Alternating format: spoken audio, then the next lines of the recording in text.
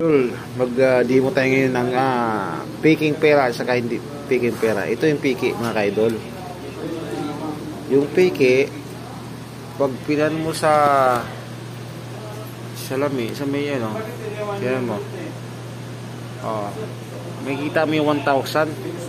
Saka yung tao, talagang parang drawing siya.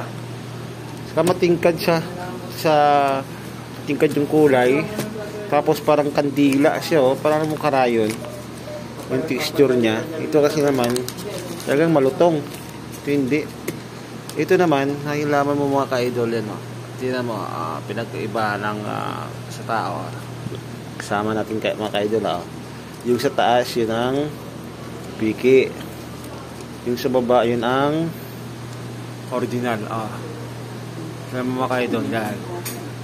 Tingnan mo, klaro-klaro yung sa piki. Tingnan mo. Maganda yung, sa, ano man, sa original na 1,000. Hindi masyado. Yan, yun.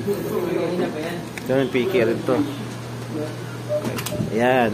Tingnan mo yung ano niya. Ito yung piki. Ayan. Tingnan mo yung ano niya, yung parang kakarayon siya. Ayan, ayan. Tingnan mo dito, hindi.